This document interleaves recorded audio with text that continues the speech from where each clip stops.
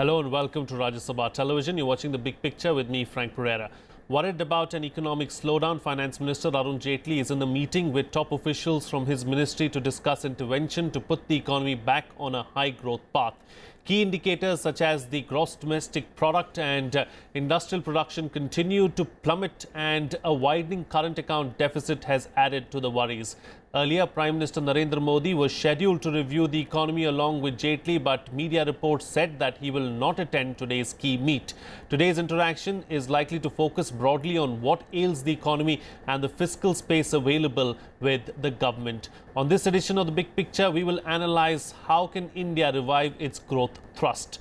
Joining me on the program today are Ajay Shankar, former Secretary, Department of Industrial Policy and Promotion, Ministry of Commerce and Industry. Professor Manoj Panda, Director, Institute of Economic Growth and member, National Statistical Commission, and N.R. Bhanumurthy, Professor, National Institute of Public Finance and Policy. Thank you to all my guests for joining me on this edition of The Big Picture. Mr. Shankar, I'd like to begin with you. Where do you think our economy is today? Does it need some kind of corrective measures? It does. And the problems have been building up over time. And now I hope that the situation will get the serious attention it deserves and some course correction would be undertaken. Because if you look at the trends over the last few years, there has been a decline in capital investment. So it's a continuous steady decline, and private investment has not revived for years, and the IIP numbers have remained disappointing for some years. So on three fronts you've had a trend which is worrying, and then it gets reflected in terms of lower exports and reduced bank credit, etc., etc.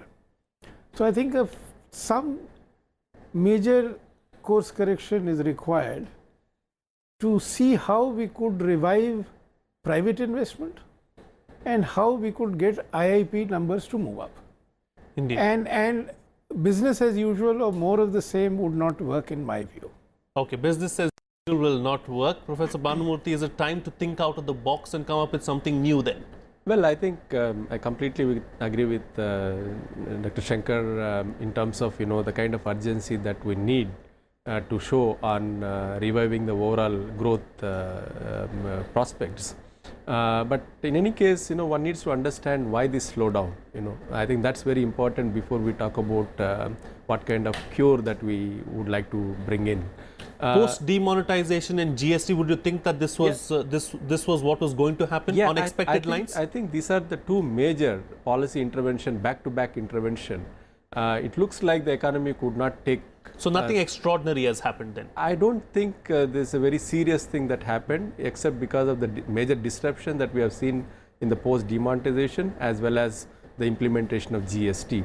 Apart from this, if you look at other policy changes that the government has brought in, whatever doctor has prescribed, on May 2014, the analysts, economists, I think the government has done most of the things that the market was demanding. They have done many things, including the GST, and the only thing that they have not really understood was the kind of disruptions that the GST would bring in terms of the demand. So right now it has become more, the decline in the demand has become much more persistent, and added to that, the demonetization has worsened the whole situation. So in that sense, I think we need to have policy measures that can revive the demand, and maybe we can discuss what kind of measure that we really look for. And I think there is a need for, certainly as Mr. Shankar said, there is a definite need for course correction if you want to revive your overall growth prospects. Sure. Let me go to Professor Manoj Panda now. Professor Panda, what else do you think ails the Indian economy as it stands today? I think apart from the investment and the industrial production, we also need to look at the trade side. The exports decline. It has been declining continuously except for last 1 or 2 months. And we need, that will be a major source of demand that the economy depends on in the during the phase when we had the high growth, the exports were increasing at 20-25% per year, and now that has slowed down. At times it became negative, and I feel that that will be a major source of demand in reviving the economy. Sure. You know, go ahead. We can hear you. Yeah. The government can do. Yeah, no, I was just telling that, the signals on the price front, that is the exchange rate for the trade sectors, are critical, and we must correct the appreciation of the rupee to somewhere around, say, if not where it was 2 years ago, at least where it was about 1 year ago. Without that, without a proper pricing mechanism, exporters, even if you have other measures, exporters possibly do not feel that they have sufficient profit in this sector to export. Of course, beyond the exchange rate, we also have to look into specific countries, particularly the East Asia, China and other East Asian countries, market focus and also sectoral focus. Certain sectors where we have more competitive advantage, we must focus on that. Sure. Clearly, the Prime Minister and the Finance Minister have realized that something's up as far as the economy is concerned. You said that, corrective measures need to be taken. Clearly, the government is working on that as well. What do you think should be some of the immediate steps that need to be taken? And would you say that current account deficit is a problem at the moment, or it's something that can be neglected for the time being? I would say that you need some measures which are immediate in nature and other measures which will, if initiated now, have an impact over time. Now, the most critical issue has been referred to by the last panelist, which is the exchange rate. Unfortunately, in India, the exchange rate doesn't get the attention it deserves. Even when industry wants to attract attention of government, it talks of interest rates. The fact of the matter is that exchange rate is a very powerful instrument which can work both ways. Now, the fact of the matter is that the Indian currency has been experiencing steady appreciation of the real exchange rate, and the real exchange rate is the differential between our inflation rates and that of our trading partners. Now, this has been going on undisturbed for about 8 years. Now, if 8 years you allow the real exchange rate to appreciate, then it doesn't hit exporters alone. It hits domestic manufacturing, because we are a free open market economy. So imports become cheaper, and so the domestic producer gets wiped out or loses market share. So the exchange rate, in my view, is the most powerful instrument which the government can use right now to get some spurt in domestic production, value addition, demand. It has been a standard prescription of the IMF World Bank packages for a whole generation. And for some strange reason, we have not seen the value of the exchange rate as a driver of growth and manufacturing and value addition. If you look at all the East Asian success stories, they consistently followed a policy of keeping the currency artificially depreciated. Now, we have followed a policy of actually appreciating the currency when we want high growth. So this is, in my view, the most important silver bullet which could be attempted right now. Okay, you're calling it a silver bullet, yes. And it could be a game changer is what you're suggesting at this point in time. Any other such measures that we can take, Professor Bhanumurthy? Well, I slightly disagree with both the panelists in terms of exchange rate being used as a policy measure. In a sense, what you're saying is that you need to manipulate the exchange rate as a policy measure to prop up exports. If you look at empirically, I think the link between exchange rate as well as manufacturing exports, in my view, is not a very strong linkage. Yes, in terms of services exports, there is definitely a very strong linkage. In fact, we are very competitive in the international market. So we find that there is a positive link between exchange rate and service exports. But if you look at the manufacturing exports, it is not a very clear story. Some sectors do very well if there isn't a depreciating exchange rate. But in some of the sectors, the depreciating exchange rate will have an adverse impact. So to have a blanket policy of depreciating exchange rate in my view, is not a very great policy at this juncture. For me, I think what is right now happening is that there is a compression of demand across the sectors, like private sector or corporate, government, except government to some extent. In any case, there is not much demand in the external market where you can push the products. So in that sense, right now I think it's very important for us to, for time being, don't look at the export component. Rather, you should look at how to revive the domestic demand. So there, what I'm trying to say is that it's very important for the government. There is a textbook kind of a policy where you follow a counter-cyclical measure. So in the context of declining growth, what I suggest is that the government should go for a counter-cyclical measure by relaxing the fiscal deficit target. I mean, I have been talking about this for the past 1 year or more. So when you have a very flexible inflation targeting, why are you having a tight fiscal target? You should have a flexible fiscal target. You know, there are a lot of risks for the fiscal policy, but you have a tight fiscal target. So, and at the same time, the kind of FRBM, the kind of fiscal target that we are achieving is not really consistent with the FRBM suggestions. FRBM says there is a expenditure switching from consumption to capital. We are very comfortable achieving the fiscal deficit target of 3.2%, but we don't know what is the revenue deficit target as per the FRBM Act. So, in a sense, we are very happy that government is following a tight fiscal policy, but we don't see that what is happening to the capital expenditure. The kind of FRBM that we are following, there is a decline in the capital expenditure as a ratio to GDP. That is not what FRBM Act is suggested. Sure. So the point I'm trying to say, right now we are actually in a downward slope. So we need to have a counter-cyclical fiscal policy measures immediately. Okay, fair enough. Let's move on now and go back to a point that Mr. Shankar raised about, how private investment is at an all-time low at this point in time. Professor Panda, what needs to be done to boost private investment?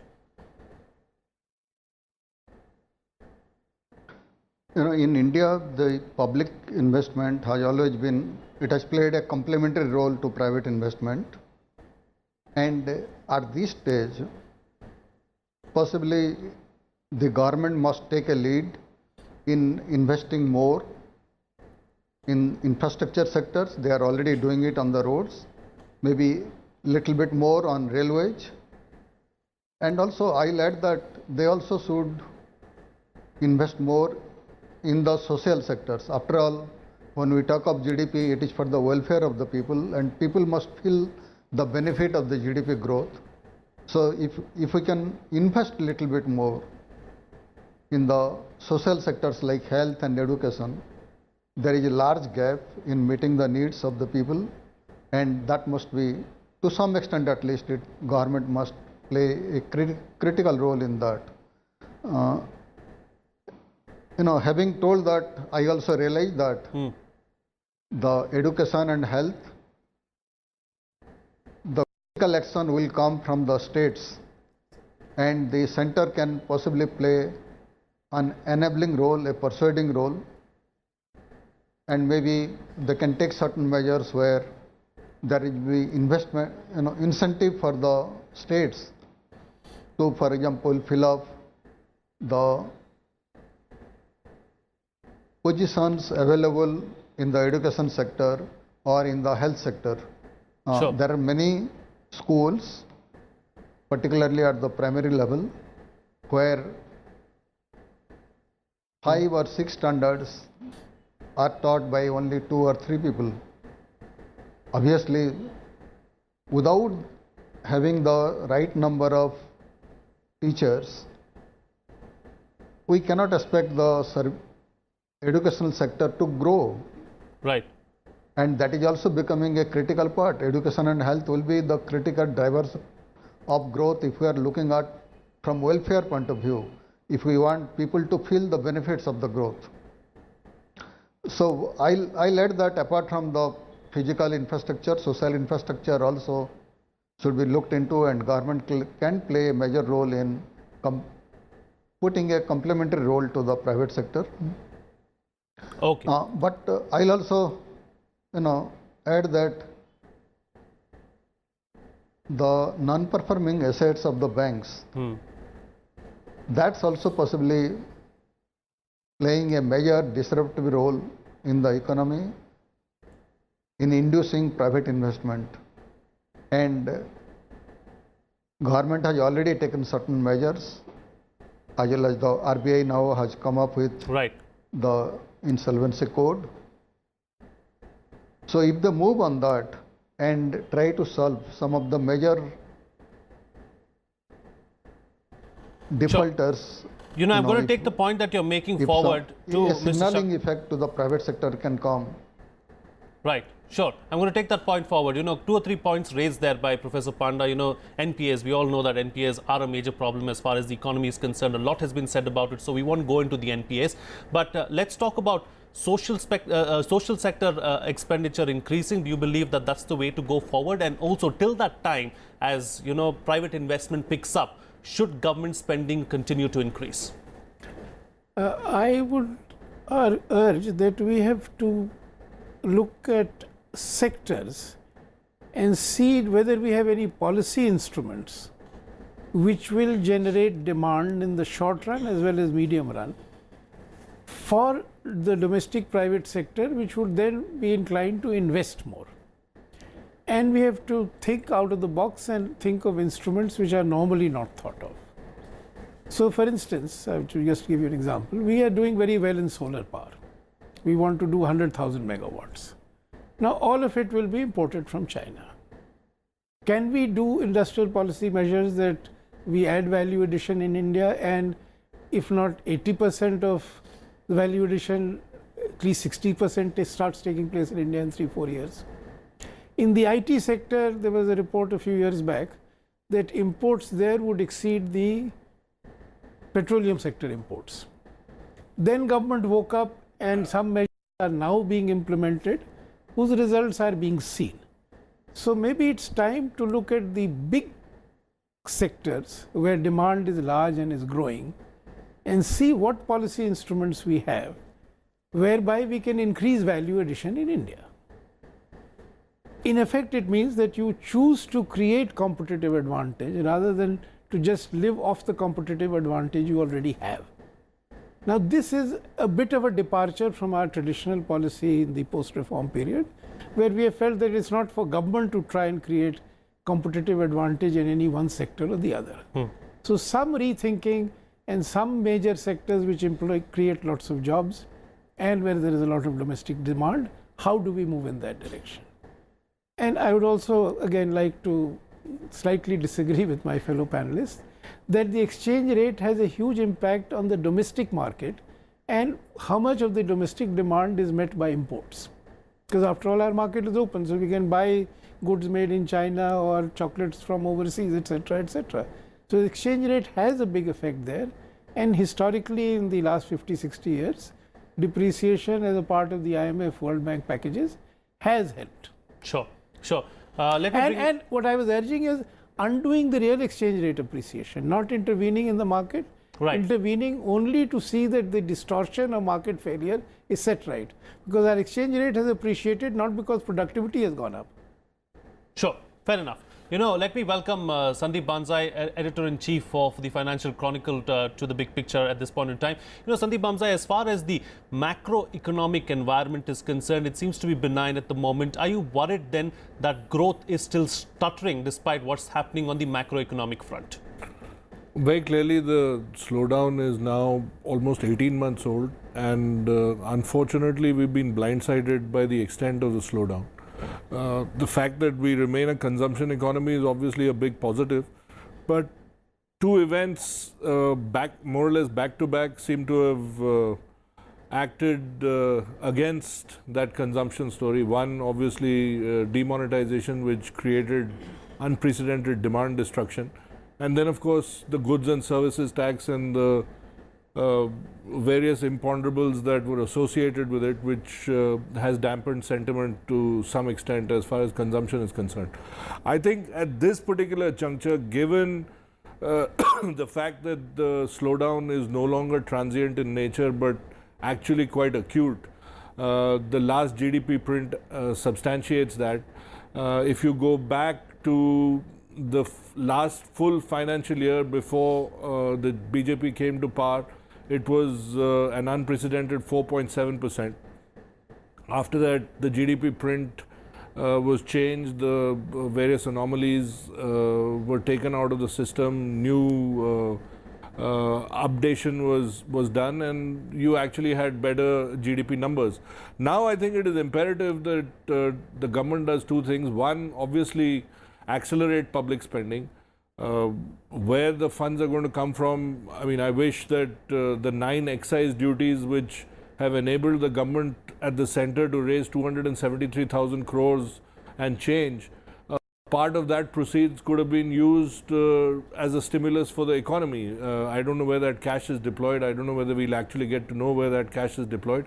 And two, I think this rigidity that we show as far as meeting ratings upgrades or meeting the requirements of the ratings agencies so that we actually get an upgrade. History will tell you that in the last 25 years we've only got one upgrade. Sure. One. And I think the time has come to tweak the FRBM.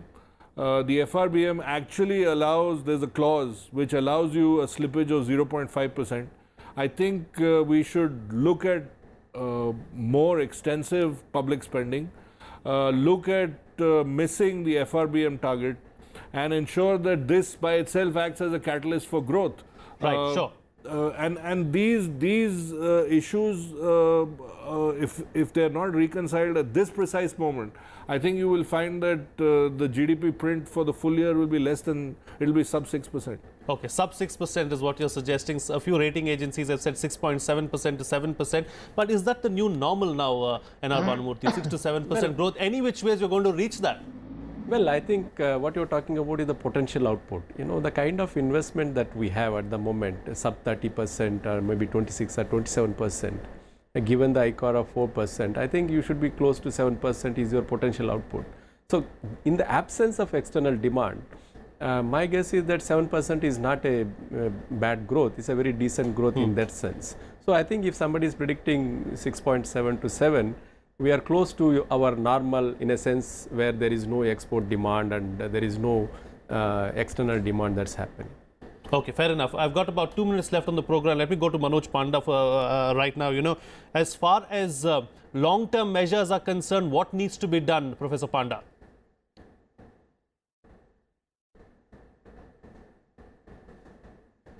No, first of all, you know,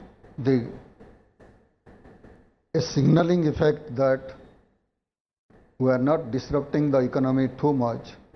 At the same time, the government will carry out its intended intention. That balance has to be there. That, you know, in the short run, the disruptions are not too much. There will be some disruptions when you take major reform measures, but do it in a slow and steady way, keeping, say, a 5-year or 7-year target in mind.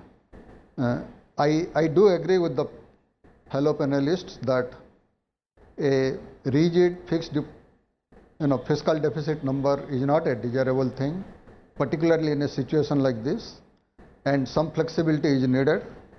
And in fact, I'll add just one more thing, that if we are having a higher growth on GDP numbers, the rating agency will be possibly happier than a slippage on fiscal deficit by 0.5%. Okay. Mr. Shankar, close the show for us with your concluding remarks. In addition to whatever loosening of the fiscal deficit that may be considered, the elbow room there would still be modest. So we need to see how we could leverage public spending to get more private investment in. So I think it's maybe a good time to see how we can revive PPPs and bring in PPPs in certain new sectors where we have not attempted it before, like affordable housing, smart cities, etc., etc. Because that, I think, is a space which is there, and there is some precedent available where government has also been able to do some short-term stimulus measures in a very targeted manner. Indeed. All right. On that note, then I'll have to call it a wrap on this edition of The Big Picture. I'd like to thank my guests, Ajay Shankar, Manoj Panda, N.R. Bhanumurthy and Sandeep Bamzai for joining me on the program and putting things into perspective for us. That's all the time we have today. See you again next time.